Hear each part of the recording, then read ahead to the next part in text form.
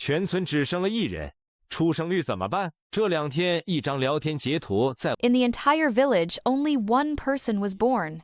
What will happen to the birth rate? In the past 2 days, a screenshot of a chat has gone viral on the internet, even reposted by David Luquin.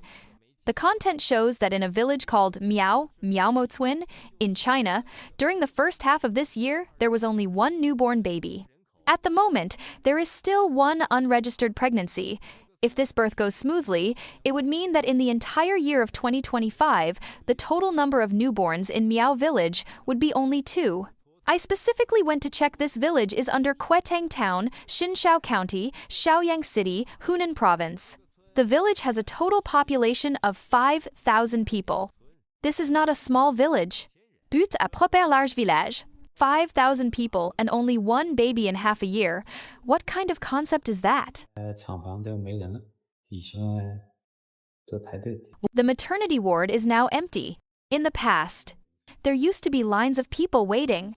Now, this maternity ward, called Elegant Life, it is in our small county town. I counted carefully, there are a total of 51 beds here. Out of all of them, only 11 beds are technically open. But in reality, the number of women admitted, there were only 7 patients.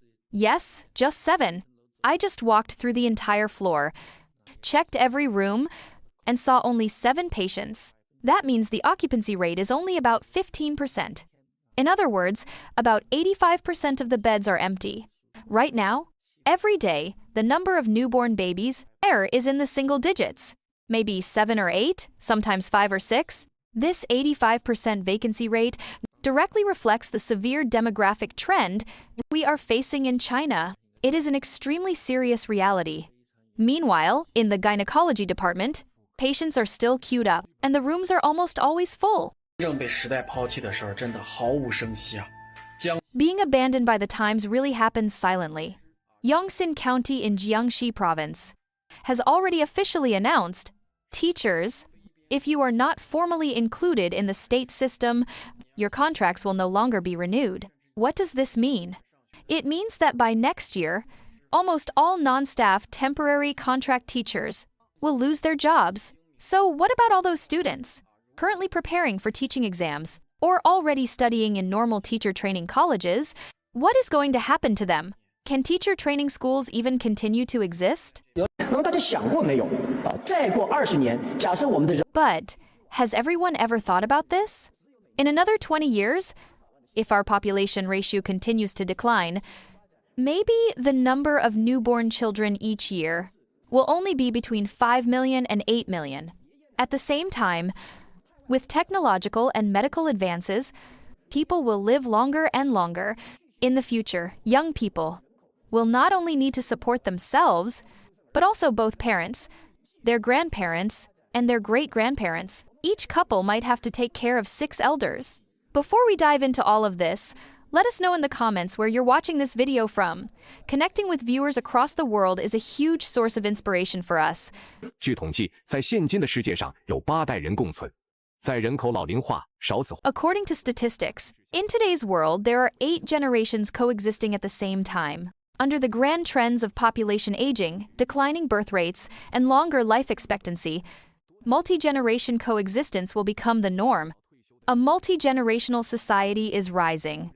In the latest book, The Multi-Generational Society, by Yale sociology PhD and Wharton School professor Mauro Guillen, he points out that under such a society, the traditional life sequence of play, schooling, work, retirement will exit the stage of history. Both individuals and organizations, both individuals and organizations and organizations and organizations and organizations, organizations and organizations and ministerials will face disruptive changes.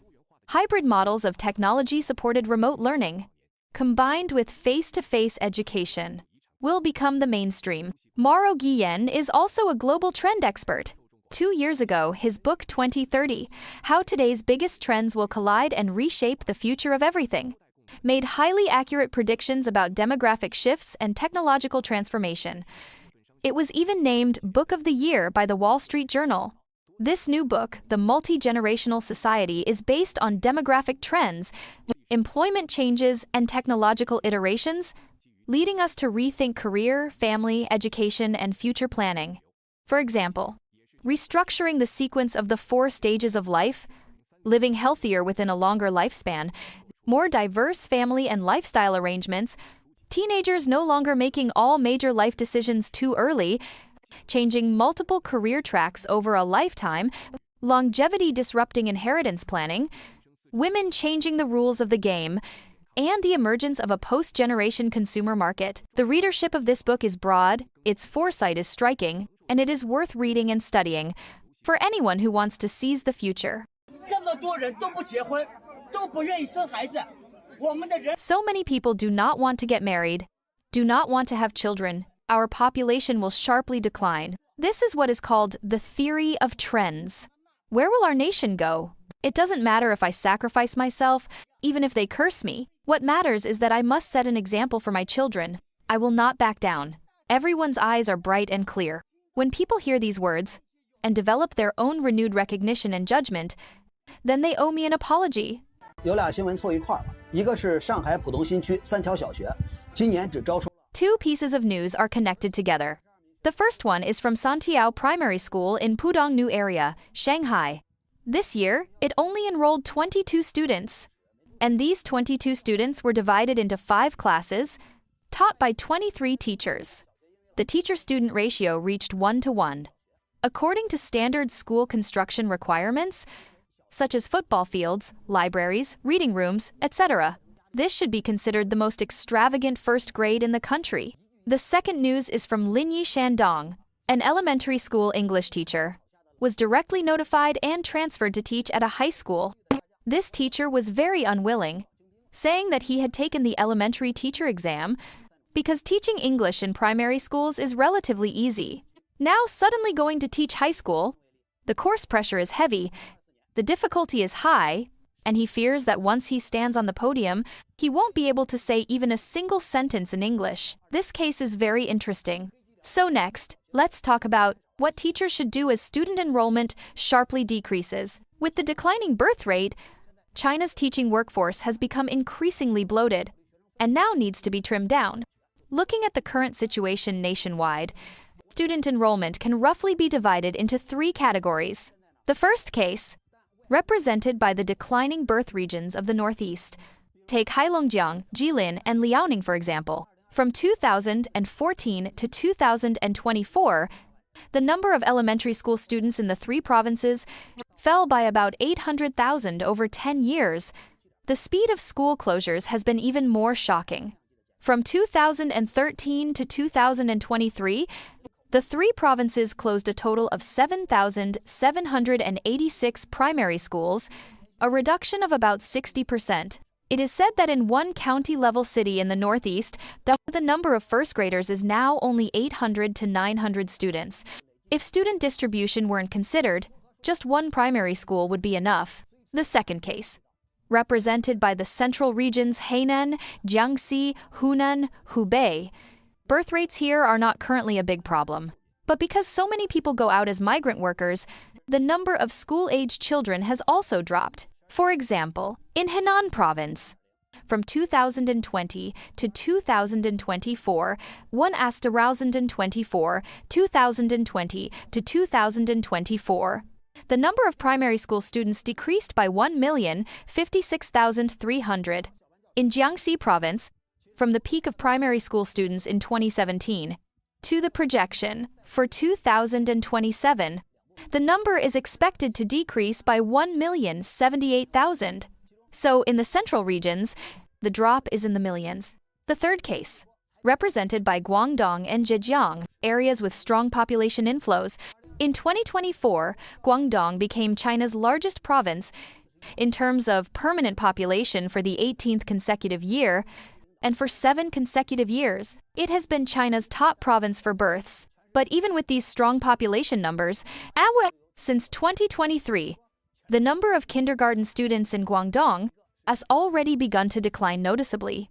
In just 2 years, the number of enrolled kindergartners dropped by about 840,000. Overall, Guangdong and Zhejiang may experience the decline later, but it is certain to come. Faced with this data, some netizens casually remarked, Great! With fewer students, we can finally have small class teaching. But is small class teaching really possible? Let's look at the data. In 2024, preschool education teacher-student ratio, 112.7. Primary school teacher-student ratio, 116.1. Junior high school teacher-student ratio, 113.0 www. What does this mean? In 2015, the teacher-student ratio in the United States was 115.5. By 2027, the US expects to reduce it to 114.9. In other words, China's current teacher-student ratio has already far surpassed the US. So, the idea of small class teaching is impossible. The root reason is simple: education is too expensive. Educational spending is divided into two parts: spending on current personnel, spending on retirees. In 2024, China's general public budget expenditure was 28.5 trillion yuan, of which education expenditure exceeded 4 trillion yuan, ranking first among all categories. It is said that 90% of this education funding goes to personnel salaries and benefits. Data from 2023 shows that within the education system, there are about 22.41 million people employed. Some even joke that in any county across the country, the leader managing the most people, apart from healthcare, is in charge of education. For example, in a county-level city under Weifang, Shandong, with a population of 840,000, there are over 9,000 people in the education system. That means for every 80 registered residents, one person works in education. The teacher workforce is not only massive, but pensions are also shockingly high. For example, two brothers from my hometown.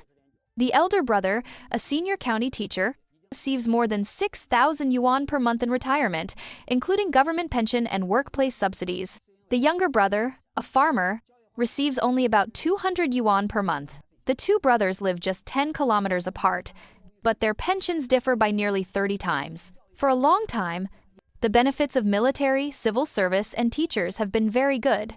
This was not a problem when money was abundant. But when finances tighten, the first cuts will come from education, and the justification is perfectly reasonable. Teachers are educated, and they are willing to sacrifice. So, with such a visible and sharp decline in students, what will happen to this massive teacher workforce? At present, it seems local governments have taken two approaches. The first approach, simple and direct, cuts. Teachers without establishment, non-Bianji contract teachers, will not have their contracts renewed. This quickly reduces teacher numbers. The second approach, for established teachers, with Bianji, they cannot be cut outright. So what to do? They are transferred or reassigned. Currently, teacher transfers and reassignments fall into three categories: transfer of subject or grade level. Surplus teachers of Chinese, math, or English are retrained to teach music, art, psychology, and other subjects in shortage.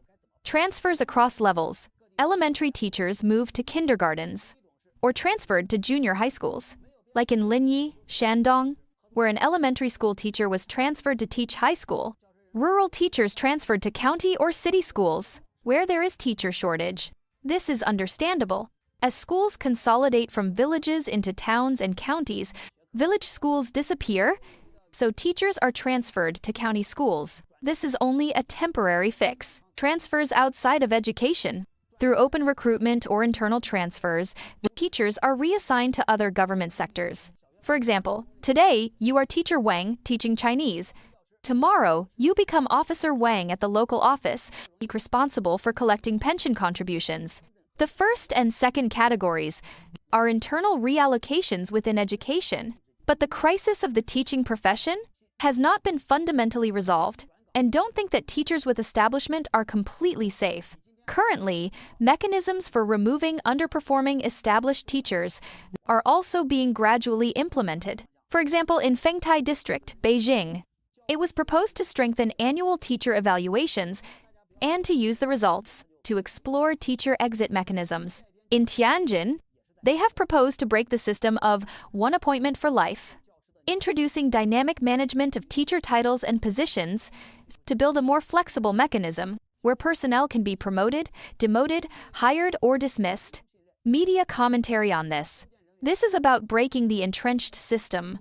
If you're still watching, comment 1 so I know you're still with me. 当全村上半年出生人口只有1个人的时候，未来的希望到底在哪？ When in an entire village, the number of births in the first half of the year is only 1, where exactly does the hope for the future lie? These past 2 days, I saw a chat record going viral online. It said that in Miaowan village, Shaoyang, Hunan, in the first half of this year, only 1 newborn baby was born. At the moment, there is 1 more pregnancy that has just begun. If the baby is born safely, it would mean that in the entire year of 2025, the total number of births in Miaowan village will only be 2. This is really the whole village's hope. You must know Miaowan village has a population of about 5,000 people. But now, very few young people from the village even stay in the county. Basically, those who go to university will go to the provincial capital, and after graduation, they move to big cities for work. Almost no one returns to the countryside. So the declining birth rate, together with the hollowing out of rural areas, has already become a huge trend. And this same situation has also happened in Tianmen, Hubei. On the 4th of August, just 2 days ago, a post-92nd village party secretary in Tianmen, Hubei, in order to respond to the state's call, personally took the lead. He and his wife had a second child, setting an example for others. But even though he himself took the lead to encourage childbirth, the effect was only this. The number of births in the village went from 2 last year to 6 in the first half of 2025. Yes, it doubled, and indeed set a good example. But what was unexpected is this: the idea of not wanting to have children has now penetrated even into the countryside, where traditionally the mindset of marriage and childbirth is extremely deep-rooted. Now, let's think about the young people living in the cities. Just a few days ago, the state announced that starting the 1st of January, 2025, for children under 3 years old, subsidies will be provided. Each child can receive 3,600 yuan per year. At present, cities across the country are desperately trying every possible way to encourage people to have children, to have second children. For example, in Hohhot, first child subsidy, 10,000 yuan directly. For the second child, total of 50,000 yuan, distributed over 5 years, 10,000 yuan per year. In Shenzhen, Guangdong, one-time childbirth reward. First child, 3,000 yuan. Second child, 5,000 yuan. Third child, 10,000 yuan. Plus annual childcare subsidies. First child, 1,500 yuan. Second child, 2,000 yuan. Third child, 3,000 yuan for 3 consecutive years.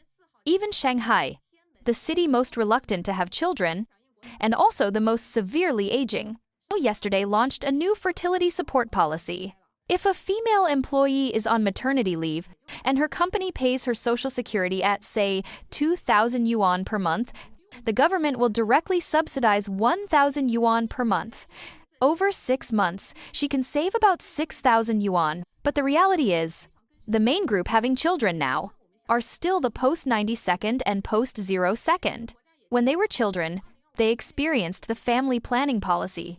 Now that they are grown, they are experiencing the call to encourage childbirth. However, the economic environment and pressure they face are right in front of them. After all, for many people who want to have children, what they lack is not 10,000 yuan, 20,000 yuan, or a few thousand yuan. So under such circumstances, everyone will you have children, or will you not? This is the maternity ward. 这是产科。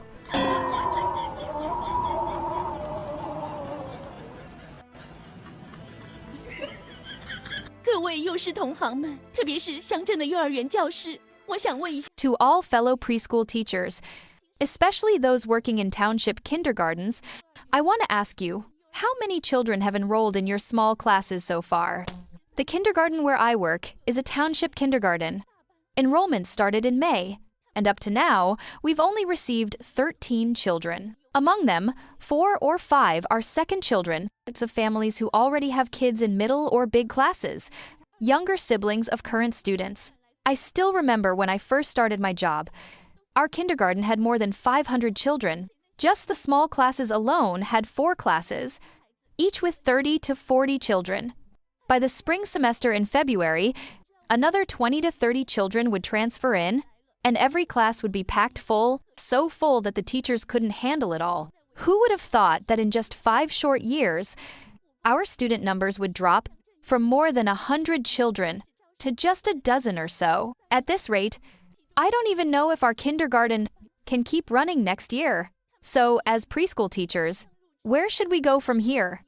终于有人知道头痛医头了，中国第一个出生率逆势上涨的城市出现了。 Finally, someone has figured out a way to treat the root problem instead of just the symptoms. China's first city to see a reversal in the falling birth rate has appeared. Tiananmen, Hubei. In 2024, the city's birth rate shot up by 17.49%, shocking the entire country. In the first half of this year, it continued to lead by a wide margin, with newborns increasing 5.6% year on year. This is a 5th-tier small city that has somehow managed to solve a global fertility problem. Why are ordinary people unwilling to have children? Everyone knows the pain points in their hearts, but Tiananmen's government directly faced the most practical issues. They didn't bother with flashy, useless coupon-style subsidies. Instead, they gave 3 straightforward solutions, completely removing the worries of ordinary families. First of all, money was given directly and generously for families having a second or third child. While other places may give a maximum of 20,000 yuan, Tiananmen's cash incentives are absolutely at the top tier. They provide one-time birth rewards, childbirth subsidies, monthly childcare subsidies, AFN housing subsidies. As long as the red envelope is big enough, families with 2 children can receive 96,300 yuan. For families with 3 children, it's even more shocking, 165,100 yuan directly deposited into your personal bank card. If you are a teacher or a public service worker, the housing subsidy doubles to 120,000 yuan. If you have 3 children, you can receive a maximum of 285,100 yuan. What does this mean? Tiananmen's housing price is about 4,000 yuan per square meter. That's basically giving you a 70 square meter apartment for free. And the key point is, these are not empty promises. Some people said they hadn't even been discharged from the hospital yet, and the reward money had already arrived in their accounts. Others said that after having a 3rd child, they received a total of 262,000 yuan in subsidies. The Tiananmen Municipal Party secretary even calculated the numbers. To encourage childbirth, the government will invest more than 300 million yuan over 3 years. If you think this already sounds crazy generous, I'm telling you, it's still not enough. After giving birth, mothers also receive flowers. Some village governments even prepare gift packages. With necessities like facial cream and wet wipes, these warm little touches don't even need to be mentioned. What moved mothers the most is that Tiananmen also launched policies to address workplace maternity discrimination. Before pregnancy, many companies treat married but childless women as if they were thieves. For many women, job hunting is hell-level difficult. After pregnancy, they are reassigned, sidelined, and 23% of working women lose promotion opportunities simply because of marriage and childbirth. Society says childbirth is a blessing, but bosses may see you as a burden and optimize you into flexible employment. Many women avoid having children just to avoid this. To address this, Tiananmen created special welfare policies tailored for women who have a 2nd or 3rd child, priority in professional titles, shortened years of service required, bonus points in performance evaluations. This way, mothers can both have children and keep advancing in their careers. With the government leading, companies followed suit. One company announced that it would provide 1,000 yuan per month for children under 1 year old, 700 yuan per month for ages 1-6, 500 yuan per month for ages 6-14. If you calculate raising 1 child with just this company's support, already gives you more than 100,000 yuan, and this isn't an isolated case.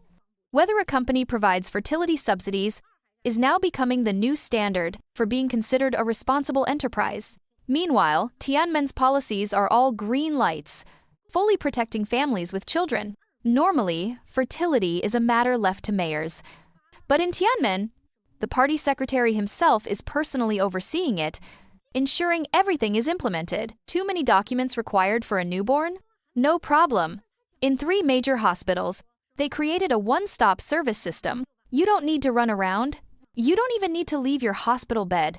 Staff will personally visit your room to process your baby's birth certificate, household registration, and even hand-deliver a red envelope, a home purchase voucher, and a fertility subsidy bank card. They feed the benefits straight to your mouth. No one to care for the child? Tianmen's public kindergartens have opened 80 full-day childcare classes. And one detail worth mentioning. Every Tianmen mother holds a fertility honor card, because in their husband's eyes, women who are willing to give birth are heroes who made great contributions. They are not a burden on society. Some may ask, why would such a small city go this far? Because after Totusinde, or Sixten, Tianmen experienced 7 consecutive years of population decline. This fertility incentive package is nothing more than an emergency self-rescue measure. For a city losing population, the demographic alarm in Tianmen is still far from being lifted. Their approach may look blunt and unsophisticated, but when they can put such massive benefits on the table, shouldn't we give them a round of applause? 很多人可能认为，不管中国还是日本，社会总和生育率下降。 Many people might think that whether in China or Japan, the reason why the total fertility rate is declining and the number of newborns is decreasing is because many couples are unwilling to have children. But actually, this is only one reason. There is another reason, even more important, because it is the fundamental root cause, and that is, many people don't even get married. Even if they do get married, many end up divorcing without ever having children. The Japanese government, in order to encourage couples of childbearing age to have children, has practically exhausted every possible effort. Prenatal checkups for pregnant women are completely free. Giving birth, for each child, the government provides a subsidy of 420,000 yen. 2 children, that's 840,000 yen. For every child from birth to the age of 15, parents can receive a monthly allowance, so-called milk powder money. All children's medical care is free. Elementary, junior high, and high school education is free. Large families with multiple children can apply for government subsidies, end of Fremsari and in Ensure, even buy big houses with 0 down payment and low-interest loans, and so on various policies designed to beg people to have children. However, Japan's birth rate has still been falling steadily. It is not that married Japanese couples don't want to have children, but rather that more and more young men and women simply don't get married, because they believe that dating and marriage are just too troublesome. As for marriage, a country like Japan, already a modern, developed society, cannot directly intervene. If people don't marry, then naturally there will be no children. This is like water that never reaches the source. According to Japan's 2015 national census data, among men aged 33 for prime marriage age, half were unmarried. Among women of the same age group, 1/3 were unmarried. Nearly 1/4 of men never entered marriage in their lifetime. Nearly 1/7 of women also never entered marriage in their lifetime.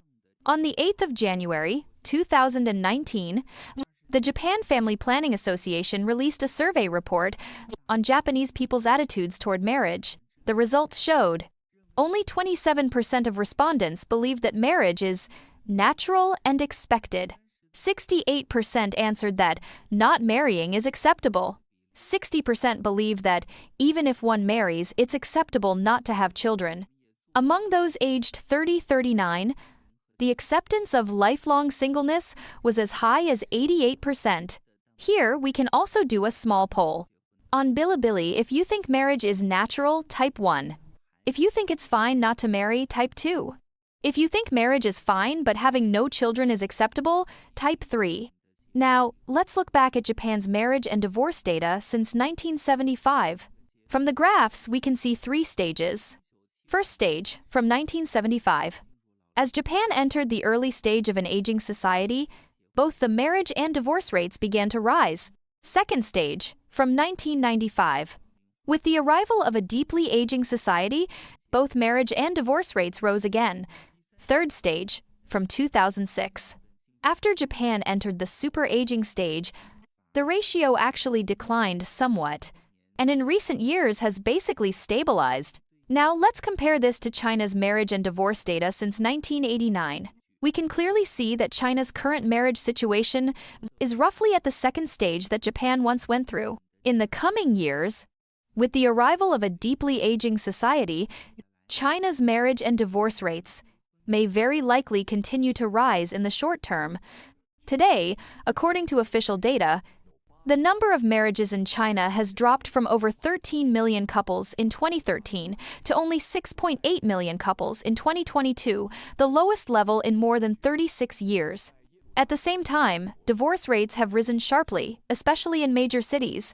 These figures reveal that Chinese society is entering a difficult stage, not only in terms of demographics, but also in the foundation of family life. In this context, many people have begun to realize that no amount of financial subsidies can ever replace the true value of a warm family and a cohesive traditional society. That is the strength that gives people the confidence to love, to marry, and to raise children. This is also the reminder that China Spotlight wants to share with you. Let us return to the fundamental values where family is the cornerstone of society. Because without family bonds, even hundreds of thousands in subsidies cannot truly solve the population crisis. Only strong marriages and intergenerational unity can bring hope for the future. And that is the message that China Spotlight emphasizes once again. Odie, what do you think is the main reason why young people in China hesitate to marry and have children? Is it economic pressure, or is it a cultural shift in values and lifestyle? Share your thoughts in the comments. We'd love to hear your perspective. Don't forget to subscribe to the channel and turn on the notification bell so you won't miss our next videos. Thank you for watching. See you in the next episode.